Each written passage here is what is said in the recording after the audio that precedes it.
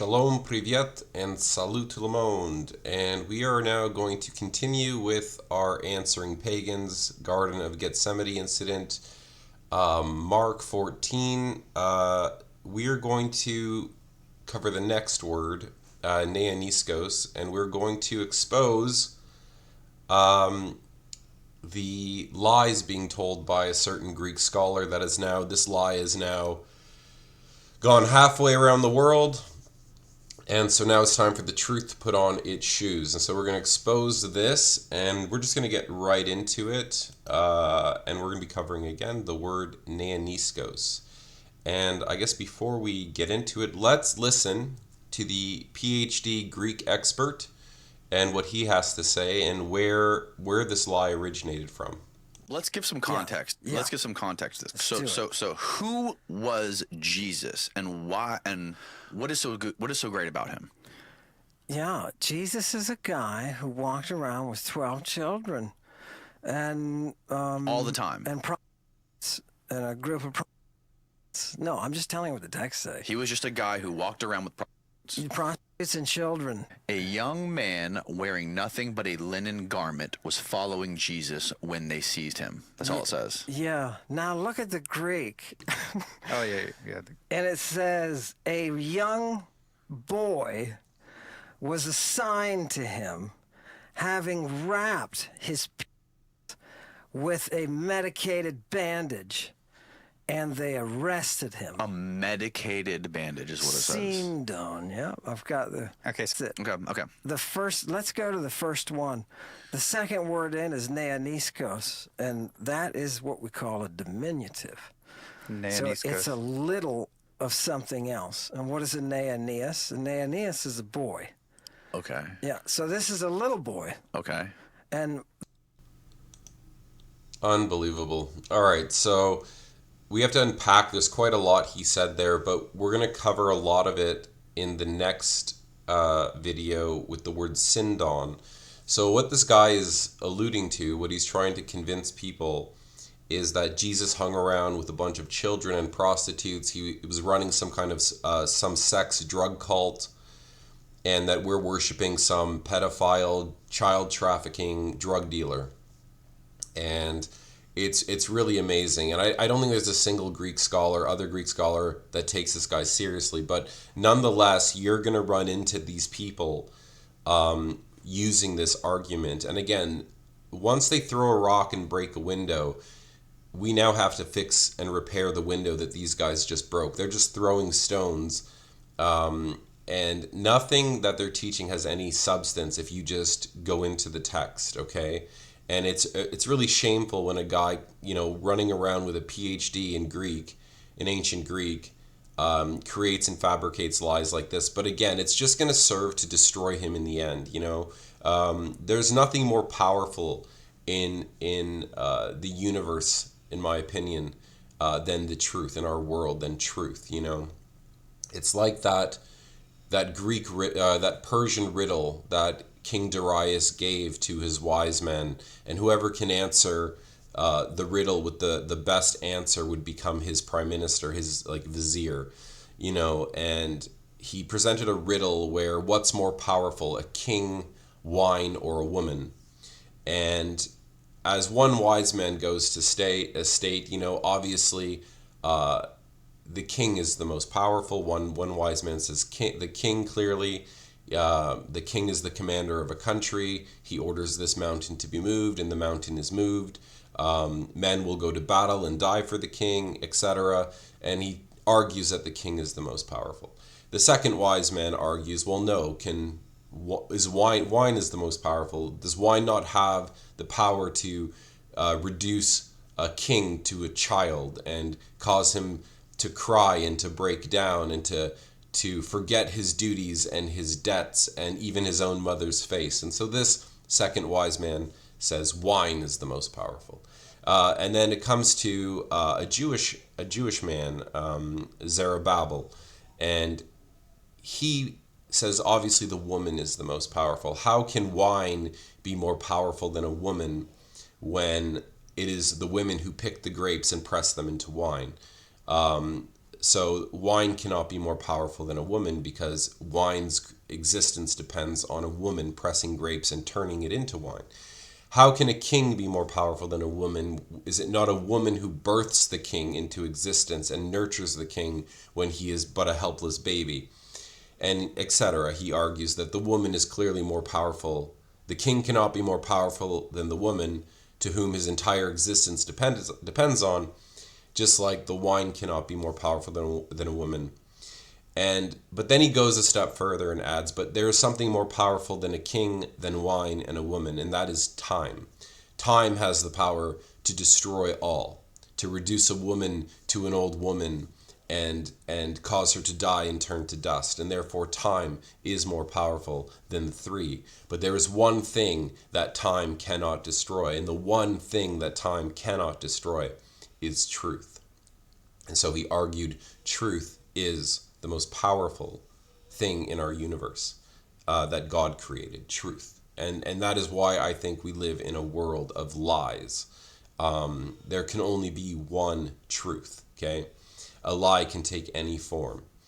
And so that's what our job is. Our job is to find the truth, okay? The truth cannot be killed. It can be buried for a time, but eventually the truth will always rise from the grave.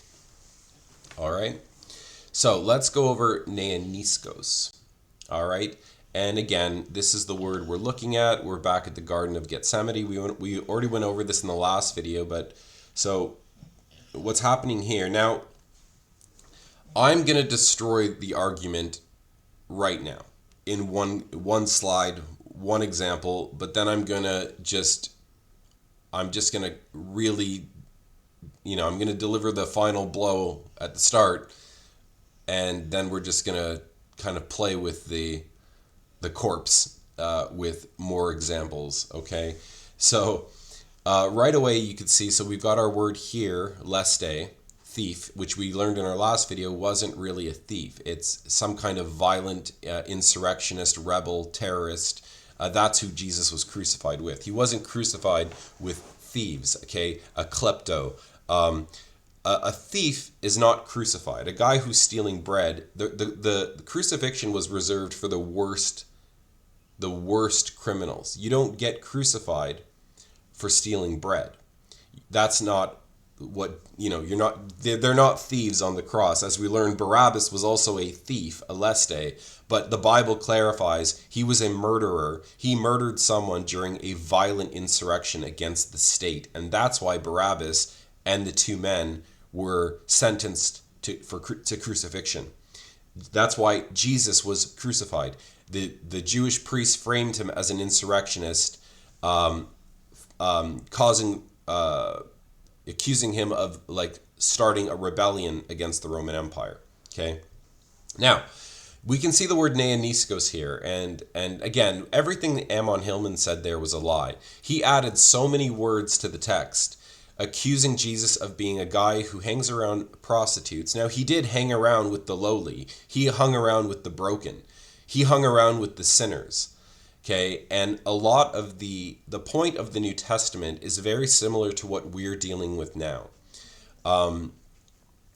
That a lot of the crime and a lot of the evil that is being committed is largely due to the corruption of our elites, of the people in power, and how their corruption that breeds war, breeds poverty, destruction, despair. And so crime is now fermenting from the corruption of our leaders, okay? And so during Jesus' time, what Jesus is pointing out is these priests and these Pharisees and these royalty people who claim to be holier than thou are a direct cause of the brokenness and the poverty and the disease that's going around the cities. So he's calling out the elites, and he's hanging around with the sinners and the prostitutes. And he's really, what's being illustrated is that the lowly and the broken, the sinners, are in a lot of cases more righteous than the man wearing their fancy robes, claiming to be holy men, that they know what they're talking about, and they're just a bunch of criminals and thieves, okay? Which is how I view the majority of pastors, how I view the majority of priests and religious establishments. I'm not here to defend the Christian churches and the priests and the mainstream branches of Christianity. I would call them no different than what Jesus called the Pharisees. They're men dressed in fancy robes, proclaiming to be wise men, proclaiming to be the guardians of the scriptures and the word of God, and yet they're just wolves in sheep's clothing, okay? So right away we can see the word Neaniskos is used twice. So this young man, so there's a commotion going on. Jesus is being arrested. Jesus would have been a celebrity. And this young man who's following about probably heard the commotion. It was late at night. He threw on a robe, linen, and went to check out what's going on, to see what's going on. Now, the pagans and Ammon Hillman are saying that there's some young little boy who was naked with Jesus. That's not really what the text is saying. There's a guy following. He's not naked. He's dressed in a robe.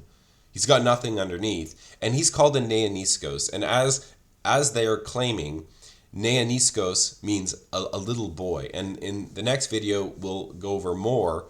And he's claiming it's a prepubescent little boy. Okay, so he's a little boy. But right away in the exact same chapter, within the same verses right after, it also calls the men arresting him, the guys who grabbed the little boy, the Neaniskos, are also Neaniskos. Okay, so here we have the Greek text. And up here we have Neaniskos, okay? This is referring to the young man. And down here we have Neaniskoi. And the difference between the oi and the os is just one is singular, one is plural. Okay, so it's the same word. Okay, and I'm going to give you an example later. Okay, so when you're reading Greek, it's very similar to reading Russian. And the endings are going to tell you, the endings of the word can change a lot, okay? Just because they have different cases. But this is the plural of Neaniskos, and it's Neaniskoi. So what, right here in the exact, the next verse, it's calling, so are we made to believe that everyone's a child here? Everyone is a prepubescent little boy, that the captains of the guard, the guys arresting the little Neaniskos are also little boys? Is that what it's saying? It's insane. All you have to do is look at the Greek. The young man who's between the ages of 18 and 30, the Neaniskos, is being arrested. The guy's grabbing him and grabbing his robe, causing him to flee naked. He wasn't naked until the other Neaniskos, the Neaniskoi, grabbed him, and he said, "Forget my robe, I'm going to run." And he runs, and he's not naked. He's naked now that he's running away. "Forget my linen, I'm getting out of here." So that's all that's happening in this story. So the Neaniskos is being arrested and grabbed by other Neaniskos. So in his mind, these are all little children. The Jews didn't send soldiers like the text says. They sent little children to go arrest Jesus. That's the logic you have to use, because if this Neaniskos is a little boy, then the Neaniskoi arresting him are also little boys. Do you guys see? The argument is already over just by reading the next verse in Greek. Okay? So the young man is arrested by these young men. And now we're going to define what we're talking about. All right? So here's that we have our Greek word Neaniskos, and it's used 75 times in 73 verses throughout the Septuagint and the Textus Receptus, okay? So it's a word used quite frequently. Now, the Strong's Concordance defines it as a man under 40, and that's correct, but that's not how the first century Greeks are going to define it. We're going to look at Philo of Alexandria because he gives a very solid, clear definition of Neaniskos. Okay, so he's pretty much contemporary of Jesus. He lived just before Jesus, okay? And so let's read what he says. Okay, so in man's life, there are 7 seasons which they call ages. Little boy, okay, we're going to go through this. Paidion. Boy, Pais, I might as well just click. Paidion, okay, and that's a boy between a baby to 7 years old. Pais, a boy between 7 and 14.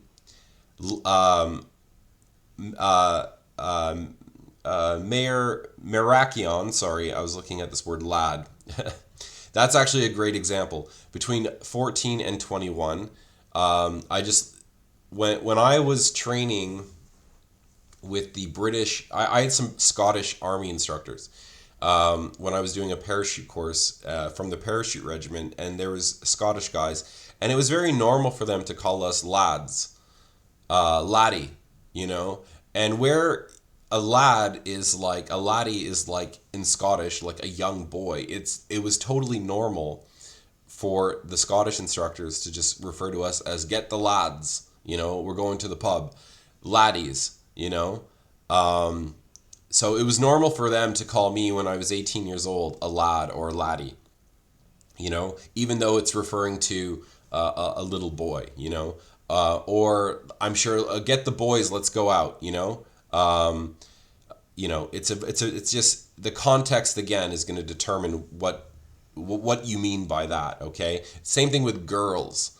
You know, it is very normal for us to say girls, and you're referring to a full-grown woman. You know, totally normal. So it's the context that's going to tell you, are they talking about little girls or older girls? Okay. Now we've got Neaniskos. Okay, and so now Philo is going to give 21 to 28.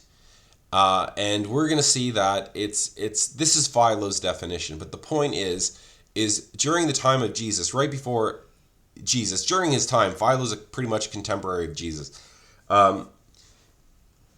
He's saying a Neaniskos is 21 to 28. Okay? But we're going to see some examples where they might be 17, 18, and they might be 30. Okay? So then we're going to have Aner. So this is what Jesus is going to be referred to in the book of Acts. And then we're going to have Presbytes. Okay? And then you're going to have Geron. All right? And I think that's it. All right? And when you see Philo in the sources, he describes a Neaniskos, okay? A young man until his whole body has grown till 4 times 7. Okay? So you're looking at 18 to 28 to 30. That's Neaniskos. That's how the Greeks in the first century define a Neaniskos. Okay? Sources are there. Prove me wrong. Okay? Now, in the Bible, when Jesus is born, what is the Greek word used? It's exactly what Philo said. Paidion. Okay? So, when they're searching for the young boy who was just born at the beginning of Matthew chapter 2, and he sent them to Bethlehem and said, go and search diligently for the Paidion, for the young child. Okay? And when he was, okay, so that's the point. We don't have to really go further. The point here is to show you that the Bible itself is going to give you exactly what Philo says. And then we're going to look at secular sources, not Jewish sources. We're going to look at what the Greeks, the secular Greeks say, not the Jewish Greeks. Okay? So the Bible explicitly defines Paidion as a baby or toddler. In Matthew 2:8, this word describes the baby Jesus, a child young enough to be found by the wise men and completely dependent on his parents. So Scripture uses this term to mark the earliest, most vulnerable stage of life. Paidion. Okay? And here we've got Menander, so we've got some secular sources here, and you can see that the word Paidion is used, the baby, and the last example, it's the same word Paidion, but now they're translated as the child. Okay? All right, so the next stage of Jesus' life, Pais. All right, so now in Luke 2:41, notice here, Jesus was 12 years old, and what is the Greek word being used? Pais, exactly as Philo said. Okay, that is the term for a boy between 7 and 14. Pais. Okay, So Scripture defines Pais by attaching it to a specific age, 12 years old. In Luke 2:43, Jesus is called a Pais when he is old enough to stay behind in Jerusalem and debate religious teachers. This proves that the term refers to a youth transitioning into maturity, not a helpless infant. All right, now, here's a Greek example from, so this would be Aeschines, and he would have been an Athenian statesman, I think in the 300s BC, maybe the 200s BC, I forgot. He was a statesman and a speaker, an orator in ancient Athens. And now, what are you going to notice here? We have the word Paios, Paidi, and Paidos, okay? And what you're looking at now, these are the same words as Pais. Now, when you're reading Greek, it's like, if you know anyone, if you speak Russian, they don't write like we do in the West, okay? They have something called cases. And the ending of, they don't have little words like and the, not really. You're going to find the and with and the small words that we insert between words, they're going to be at the end of a word, okay? So it's going to be of a boy, okay, for Paidos, and Paidi, to the boy. It's like, in to give you an example, like in Russian, they don't say, we've got this word with, for example, and you just insert this word with before something, right? It's with, I want bread with honey. Okay, so if I were to say that in Russian, I want bread with honey, the with is going to now be in the word honey. Okay, so honey in Russian is similar to Greek, miod. Okay, miod. And I want to say, I want bread with honey. Okay, so I can't say, so the word honey is going to change in that sentence. This is just how ancient Greek works too. So I would say, ya hachu, I want bread, chleb, and instead of saying miod, I would say smiodom. So miod becomes smiodom. And by changing the ending of the word miod, honey, and adding this S sound, I have now transmitted my message that I want bread. I can't just say yahachu chleb, I want bread, miod. No, you have to say smiodom. So you change the word and you add this om ending.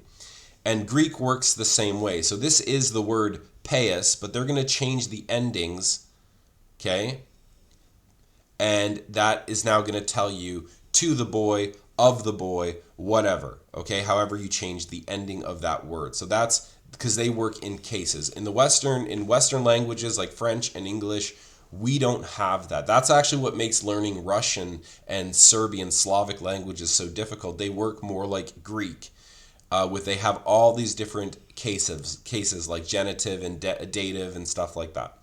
Anyways, so this is just to show you. Now in this story, this is actually a case, and they're talking about noble pederasty, when you can love little boys. Okay, so we have the word Aaron here. Aaron is the word eros, okay, but it's in the infinitive. I'm pretty sure that's the infinitive for eros, Aaron. So it's to love, and it's erotic love. They're talking about erotic love with pais, with little boys between the ages of 7 and 12. Okay, now generally in ancient Athens, the ancient Hellenistic world, they weren't really sleeping with 7-year-old boys. Not that they probably were, but generally they did. The Greeks at least had some, they would at least wait till the boy was about 12 years old. They would start a mentorship. And in this case, this story, which we'll talk about later when we get more to the Hellenistic part, they're just talking about, they're banning slaves from being allowed to have sex with little boys. That's reserved only for the nobles. It's reserved only for the upper class. And they said you can only really do it when you're mentoring a boy. Okay, and then generally The boy from 12 to 16, 17 is going to be, before he becomes a Neaniskos, he's going to be a lover of some noble in a mentorship, okay? And for me, it's absolutely disgusting. I think this is just horrendous. I don't know how and the fact that, all the men are okay with this is a totally normal thing. And this is what I mean by Europe needed Christianity more than Christianity needed Europe, okay? And there were some guys like Plato towards the end of his life, like I've said, did start going against this. Aristotle, I'm pretty sure that's another guy, another philosopher who did start going against this, okay? But it doesn't change the fact that for millennia, this was normal for the Greeks, for the ancient Europeans, okay? And the Bible outlawed this thousands of years before, okay? So, we'll talk about that another time, I guess. Now, here's the word Aner. Christ is never mentioned as a Neaniskos because that part of his life isn't really talked about. He starts his ministry at 30 years old, okay? And so he's pretty much now at that line of Neaniskos to Aner. So in the book of Acts, ye men of Israel, hear the words, Jesus of Nazareth, a man, Aner, okay, that's what's being used here. So the word Aner is the biblical standard for a fully mature adult male. In Acts 2:22, Peter refers to Jesus as an Aner, approved of God, okay, signifying a man of full legal and social standing. This creates the clear distinction between the dependent child, the Pais, and the independent adult, Aner. And the Neaniskos is going to be that gap between, you have this other one, Merakion, which I don't come across this one that often, okay? It's generally Neaniskos, and it goes from Paidion to Pais to Neaniskos, okay? Generally. But you do have this Merakion, which can be like this 14 to 17. I just don't come across it a lot. And here's just, sorry, the picture's kind of bad, but here's Plutarch in Moralia. He's got an example of where the word is just used as a man, a full standing, married, can participate in the assemblies. Now, this is a smoking gun, because now we're going to look at Neaniskos in Genesis. And this is the story of Joseph. Joseph, not Jesus' father, Joseph, the son of Israel, who's a servant now in Egypt, a slave working for Potiphar in the dungeons. He was sold into slavery. And the Bible says, and there was there with us a young Hebrew, a Neaniskos, Hebrew servant of the chief guard, and we described to him, and he interpreted to us. So this is about the baker and the wine cupbearer of Pharaoh, and how they both had a dream, and Joseph was able to interpret the dream, and he interpreted it correctly. He said, well, you're going to die and you're going to live. The Pharaoh's going to forgive the wine cupbearer, but the guy with the bread, he's doomed, okay? So these guys now are telling Pharaoh about, hey, there was this guy Joseph in prison, this Hebrew, this Neaniskos. This Neaniskos was there in prison, and he helped us out. Now, how do we know? How old was Joseph when this happened? Well, Genesis 41 shows you, okay? It tells you. And Joseph was 30 years old. The Neaniskos in this story was 30 years old. Let the Bible define itself. Let the ages, it's clear. Neaniskos, Joseph is now on that line where he's going from Neaniskos to Aner, but even though 30 years old, the Bible translators took the word Neaniskos and applied it to a 30-year-old man. Okay? So, and Joseph was 30 years old when he stood before Pharaoh, king of Egypt, and Joseph went out from the presence of Pharaoh and went throughout all the land of Egypt. Okay? So, I don't know where these pagans, I don't know where, it's just slander. It's a lie, and it's coming from a guy with a PhD in ancient Greek. Okay? So, the Bible defines the age limit of Neaniskos through the life of Joseph in Genesis 41:12. Joseph is identified as a Neaniskos young man, and Genesis 41:46 confirms that he is 30 years old at this time. This proves that the term Neaniskos describes a fully mature adult man in his prime, establishing a clear separation from the terms used for children. So we've got the Greek sources where they're arguing about Pais, little Greek boys between 7 and 14, and how you shouldn't... Slaves, they're off limits to slaves. And again, it's erotic love. It's not... The fact they're using the word eros, they're loving these boys in an erotic fashion. It's pederasty. And the fact that that's how the Greeks are using these words, the Bible is not using these words like the Greeks are. It's the opposite, okay? Man. The Bible is not talking about Jesus being with young little children. It's the Greek sources talking about the Greeks being with young little children. See how they're turning the tables on us? They're inventing stuff that's just not there. And it's because their entire ancient European religion that they're trying to push the world back into, that's what these people were into, okay? So you might as well just, again, go join the LGBTQ movement and be pro Jeffrey Epstein, and you might as well. Like, that's the ancient European world, okay? So Plutarch, the death of Alexander the Great's son. So here's another example. So now we're going to go to some secular sources, not biblical sources. So the Bible's clear, guys. We have our biblical definitions. This is Pais, Paidion, Aner, Neaniskos. We know the ages. They're right there in the Bible. Now, when we go to Plutarch, so the young man in this story, the Neaniskos, was shamed into going to the dinner, and they gave him his dinner and strangled him. So this is a really sad. I don't know if it's a sad story, but it's kind of a terrible story. This is about Hercules, or Heracles of Macedon. This is one of the illegitimate sons of Alexander the Great, and he is referred to as a Neaniskos. And what's happening in this story, sad for him, is the Diadochi, or the Diadochi, the successors of Alexander the Great.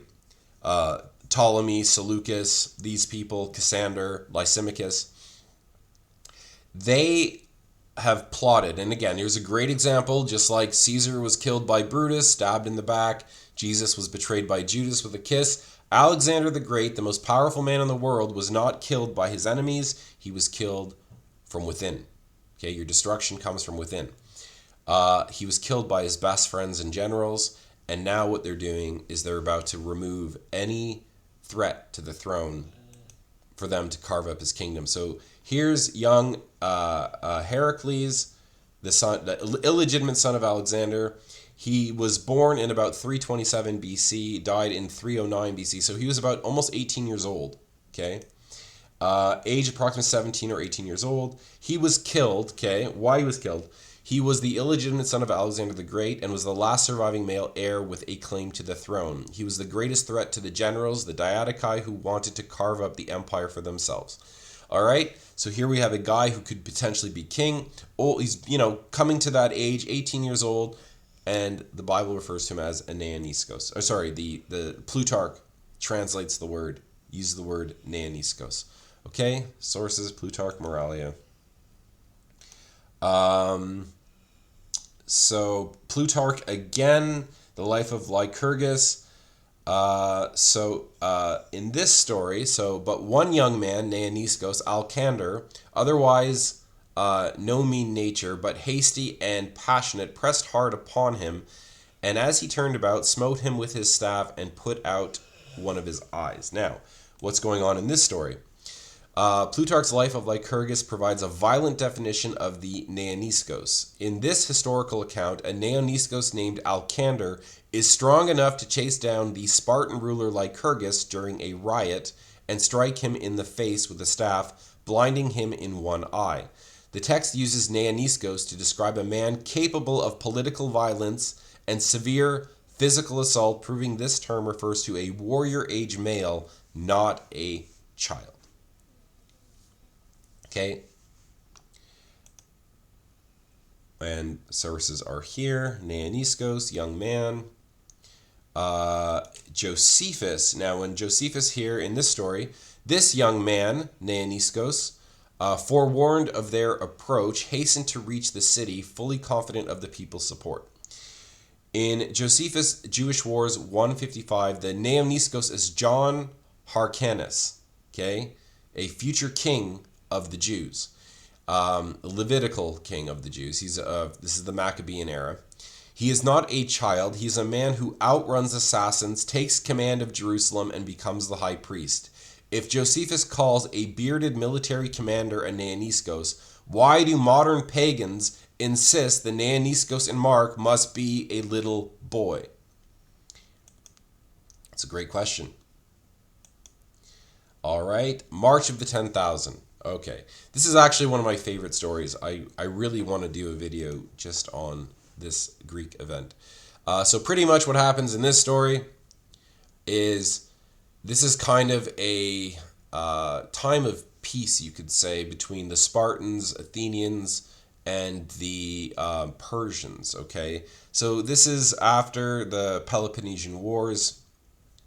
Athens is in ruins right now. This is the time of Socrates. Plato would have been a young man. This is written by Xenophon, and Xenophon is a young man. He was also a student of Socrates, a contemporary of Plato, and Xenophon gets stuck behind enemy lines. So there isn't really a war, but what's happening is there's a young Persian prince, Cyrus, and he's second heir to the throne, and he's his mother's favorite, but he's not the heir to the throne. He has an older brother. And he wants to remove his older brother, and he launches a coup. And what he does is he hires 10,000 Greek soldiers, mix of Spartans, Athenians, whatever Greeks he can muster up, strong Greek soldiers, and marches them right through Persia. What he did is he made up some bogus lie that, there's a revolt happening in this province. I'm taking this army there to put it down. So he gets a mercenary group, and almost none of the Greeks in the army have any idea what they're doing in Persia. They all signed up. They're mercenaries. They go on this mission. They have no idea they're going to kill the king and put his brother on the throne. And then Cyrus gets his army of Greeks really close to the capital, and then the king realizes what's going on. They meet in battle. The Greeks destroy the Persians, but young Cyrus was really stupid. His horses, he charged too far, charged to try to kill his brother early, got himself stuck, and the Persians took him off his horse and killed him. So now the Greeks are stranded in the Persian Empire. They now know why they were there, and the mission is a failure. Even though they won the battle, they could technically potentially take Babylon, take out the king, but now their false prince Cyrus is dead, so the mission's over. The prince got himself killed. So now the Greeks have to figure out, how do we get home? And it's an amazing story. The Persians try to make a deal with them. They order all the Greek generals into a tent, have them all killed, and now young Xenophon finds himself with all his leaders dead. The prince is dead, and he now knows he cannot trust the Persians, and he's got to march his Greeks, somehow get them out of the heart of the Persian Empire back to Greece. And they figured, you know what, we need to get to the Black Sea, get to the Greek cities up there, and that's how I'm going to get home to Athens. And the story ends. It's an amazing story, and Xenophon eventually makes it home back to Athens, only to discover that his teacher, Socrates, is dead. All right, it's an amazing story. And in this story, we have Pausanias, okay, and he's a messenger for the Persians, and he's coming to this young man, okay? So he's coming to, you seem like a philosopher, okay? So when Pausanias heard this, he laughed and said, "You seem like a philosopher, young man." Okay? So he's speaking to the young Athenian soldier that's now in charge, one of the now commanders, like with Xenophon. And pretty much they're trying to get the Greeks to surrender their arms and to make a deal. And it's just not going to happen. The Greeks are like, no, these are all we have left. This is the only tool of arguing we have left. And if we surrender you our arms, we're in a lot of trouble. Okay, so this Persian speaker is coming to a Neaniskos, a Greek soldier. Is this a prepubescent little boy? Is this a child?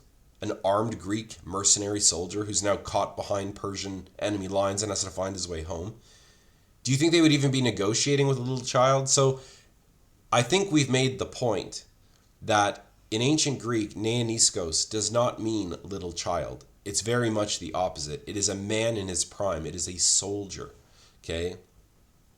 So, I think that's it. That might be the last one. Okay, so you guys can read all these stories yourselves. The sources are all posted. Just take snapshots and run it through the AI. You'll see if I'm lying or not. Oh, wait, we got one more example. So in this story, this is Philip II of Macedon, arguably the greatest Greek king who ever lived. And it's talking about his assassin, okay, Pausanias, and also Alexander. And in this dialogue, Pausanias is referred to as a Neaniskos. Pausanias being an elite Macedonian Greek soldier, bodyguard to King Philip. Do you think the greatest Greek king who probably ever lived, do you think his bodyguards were little children? Do you think Pausanias, the guy who killed one of the greatest Greek kings who ever lived, do you think that was done by a 7, 12-year-old little boy? No. The Neaniskos in this story, Pausanias, is a full-grown adult male, an elite special forces soldier at the time. And he's referred to as a Neaniskos. All right? So, you guys are more than welcome. Please, I advise you to go and check the sources. Go read the stories yourselves. All right? So, the conclusion. A male in his military prime, 18, you can say maybe to 40. I wouldn't say 40, but you can potentially argue that still a soldier, young, a young 40-year-old, if you know what I mean. A guy who's 40 years old, but he's still healthy in his prime. He can still fight like a young man. You can, maybe like an NHL player or an NFL player or some athlete who's still old, but still really good, The biblical evidence in Joseph, we went over Genesis 41:12, identifies Joseph as a Neaniskos while he was serving in Pharaoh's court. Genesis 41:46 confirms that he was 30 years old at the time. Verdict, a 30-year-old ruler of Egypt is a Neaniskos. Historical evidence, Josephus, John Hyrcanus is called a Neaniskos at the moment he takes command of Jerusalem. He outmaneuvers assassins, secures the city gates, and becomes high priest and ruler of the nation. Verdict, a high priest and warlord is a Neaniskos. Secular evidence, Plutarch and Xenophon. So Pausanias, the royal bodyguard who murdered King Philip II, is called a Neaniskos. The commander, Xenophon, describes a Greek military commander negotiating terms of war as a Neaniskos. The son of Alexander, Heracles, murdered by Polyperchon, is called a Neaniskos. Scripture refers to Jesus as a Paidion, child, infant, Pais, boy, and Aner, mature man. The scripture never refers to Jesus as a Neaniskos. Why? Because the gospel records his birth and his ministry, age 30 plus, but remains silent on his military age, years 18 to 29. The absence of the word proves its specific age range definition. Okay? That is the word Neaniskos. I hope it's clear that you're looking at the sources, the context. It's all going to tell you. It's all going to be clear. What this guy said is absolute insanity. I can't even believe I have to argue this, okay? I can't believe that the lie has gone halfway around the world, all right? Again, have to thank everyone that's donating to me, keeping me going. These videos are really like your videos. You guys are the ones making it happen. There's an Odysee account, Instagram, Twitter, Telegram, in case something happens to this YouTube channel. Books are coming shortly, hopefully by the end of February, March the latest. So yeah, if you guys need to keep in touch, these are other places you can get connected in case something happens. The Give, Send, Go link is in the description. And that's it. That's the Gethsemane incident.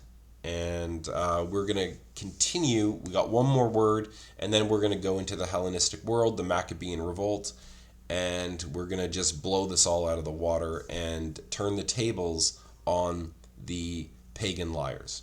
All right? So that's it.